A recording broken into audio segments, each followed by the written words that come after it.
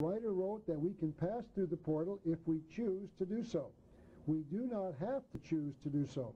We do not have to pass through the portal. That means that we can change the future. We do not have to accept the New Age, the New World Order. We can choose not to pass through the portal into the 1,000-year period called the New World Order. So do not give up. We do have a chance. All we have to do is educate enough people, and we the people will not choose to pass through the portal. I can imagine that there are some of you who are getting very frightened as you are viewing this tape. Some of you are probably saying that there is no hope for our future. But here one of the supporters of the New World Order is saying that we do not have to accept the New World Order. All of us can refuse to go into it. So I'm saying to you now, it is not final. We have a chance. Do not give up. We do not have to live under the New World Order.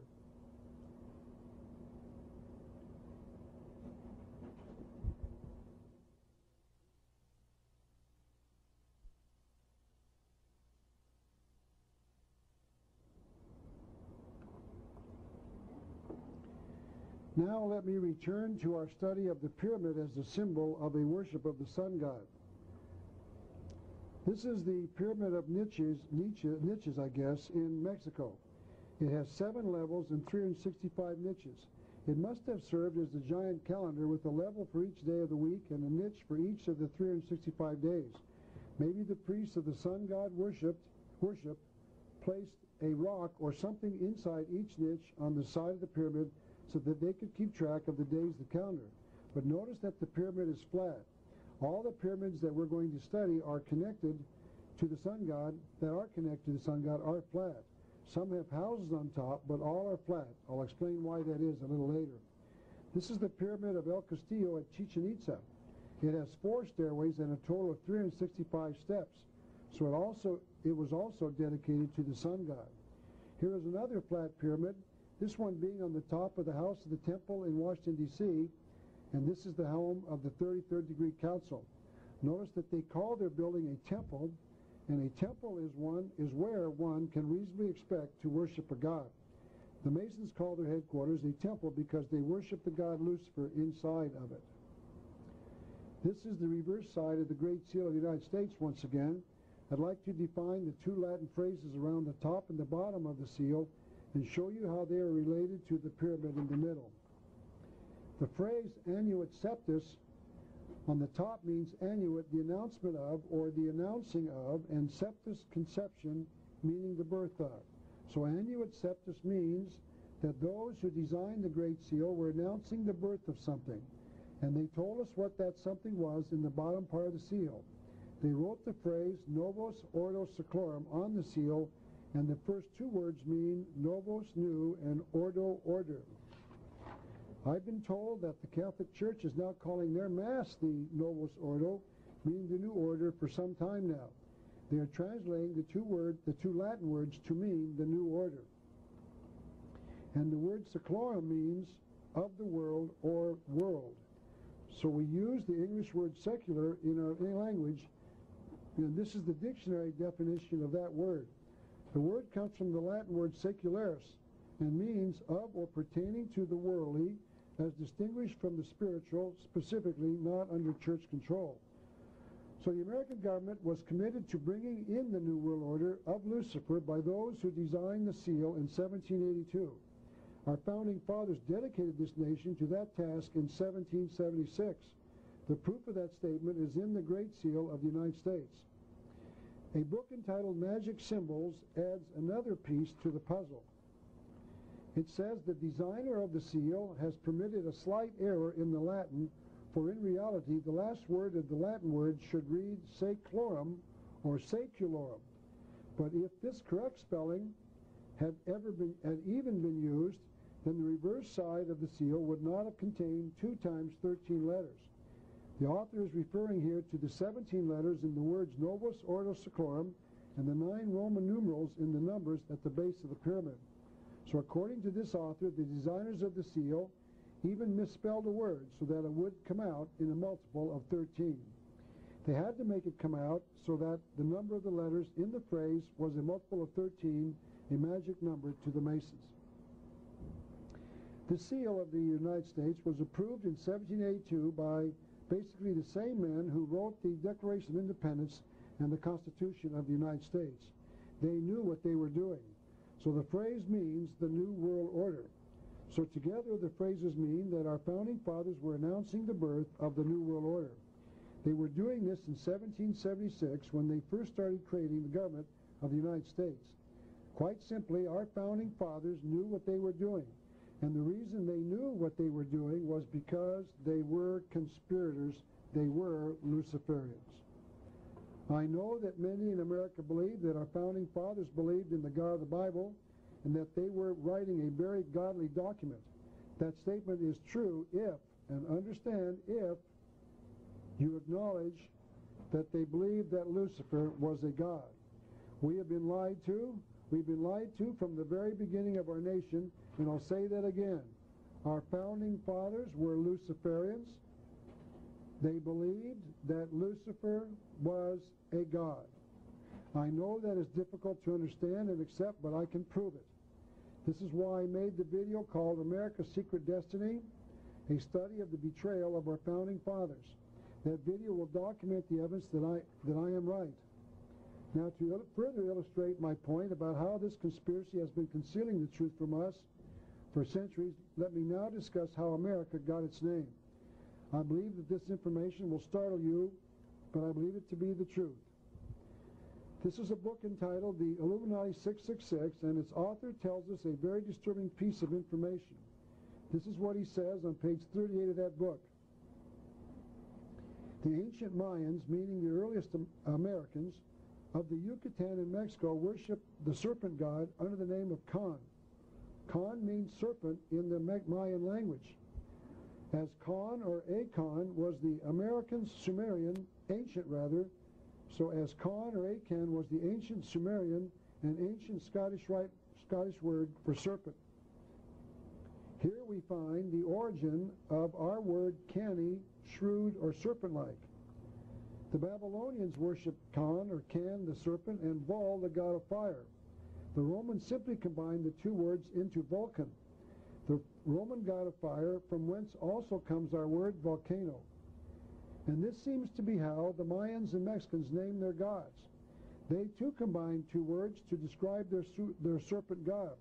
Hence, Kukul means beautiful bird, and Kan means serpent. Hence, Kukulkan means bird serpent in the Mayan language. This is the exact same meaning for Quetzalcoatl, the Mexican god in central Mexico. The cosmic symbol for Quetzalcoatl was a feathered serpent. This is a picture that appeared in our local newspaper in 1992 of a man doing an Aztec dance with a snake in his mouth. The caption reads in part, "The snake represented the ancient Aztec god Quetzalcoatl." Notice how each of these various religions, or cultures rather, had a religion that worshipped the serpent as a god. The Babylonians, the Mayans, the Sumerians, the Romans, and the Scottish people all had a worship of Lucifer. This is a slide showing Queen Mu of the Mayans as a child consulting a soothsayer. The queen is shown on the left side of the picture, and the soothsayer is in approximately the center of the picture, looking to the left side of the drawing. The winged serpent behind the soothsayer, according to the author, represents the protective genius of the Mayan Empire. This is a representation of Prince Cole of the Mayans in the heat of battle, overshadowed by the winged serpent representing the genius of the Mayan people. So we can see that serpent or sun worship is worldwide and timeless, so that it is really part of the South American culture before our ancestors arrived in America. Now this next section of the lecture is going to be rather offensive, and I would like to apologize before I start. I'm sorry that I have to be the bearer of bad news, but I feel that I have to expose this Luciferian religion everywhere it presents itself. The next part of this lecture really gets scary. The Aztecs worshipped a god by the name of Quetzalcoatl. He was pictured as a good man who was a great benefactor of mankind. This is once again the book put out by the Sabar Shrine in the Masonic Shriners in Tucson. And this is a copy of page 10 of that book. It talks about the highlights of the year 1977. Notice on the right side, the right-hand side, that they celebrate May 15th of each year for the Order of Quetzalcoatl, a fiesta in honor of Imperial Sur. As far as I can tell, the book doesn't tell us who the Imperial Sur is, but that day of May the 15th appears to be a big holiday for the Masonic Shrine. It appears as if the Shriners are celebrating some day honoring Quetzalcoatl, the serpent god. We've been told that America was named after Amerigo Vespucci, the navigator of Christopher Columbus. I would now like to offer an alternative explanation and ask you to decide if you feel the traditional explanation, the one we've been taught, is the correct one. This is William Still's book entitled New World Order, and in it he makes these amazing statements. Even the name America may be the product of secret societies. In an 1895 edition of a magazine named Lucifer, published by the Occult Theosophical Society, author James Price gave an interesting insight into the meaning of the word America. He said that the supreme god of the Mayan culture of Central America, known as Quetzalcoatl elsewhere, was known as Amaru in Peru. Amaru's territory was known as Amaruku, or if you will, Amaruku. According to Mr. Price, from the latter comes our word America. America is literally translated land of the serpent. Mr. Price was not the only one to believe this. I read a book entitled Atlantis, Mother of Empires by Robert B. Stacy Judd. I am not here to comment on whether or not these authors' contentions that the Mayans were escapees from the legendary continent called Atlantis, but I will tell you that he builds an excellent case that Quetzalcoatl, the Toltec god, excuse me, was known as Kukulkan among the Mayans. He wrote, in Peru he was known as Amaru, but both of these names have an identical meaning, in other words, the feathered or plumed serpent. Incidentally, from the Peruvian name comes Amaruku, or Amarukab, out of which many students believe the name America resulted. And one of the key Masons agrees. Manly P. Hall, in his book entitled America's Assignment, wrote that since the serpent is frequently a symbol of Lucifer, it is no exaggeration to extrapolate from this that America may well mean land of Lucifer. That completely fits our story so far, doesn't it? Completely. Our nation was committed to Lucifer by our founding fathers at the very beginning of our nation because they knew that America was the land of Lucifer. They knew what the name Amaraku meant. This is why they selected the Great Pyramid of Cheops as their symbol of this nation.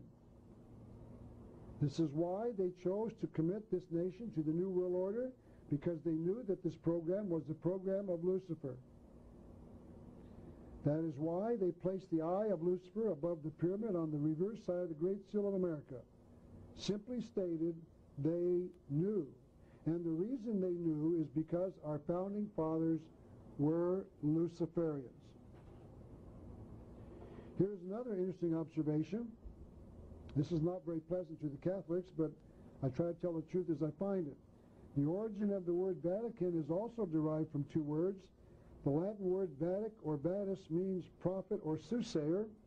The combined word Vatican appears to mean divination by the serpent. I know that many of you, especially the Catholics in the viewing audience, think this is impossible, but what if it isn't? What if this conspiracy has hidden their worship of the serpent even in the name of the Vatican? I've established that this conspiracy conceals their hidden meanings from the public, and here we see the possible concealment of a serpent worship even inside the Catholic Church. Let me show you another strange connection between the Masons and the Catholic Church. This is the May 8, 1991 edition of the Mount Washington Press, a paper near Cincinnati, Ohio. The article is about how the Catholic Archdiocese of Cincinnati, Ohio, sends all of their future priests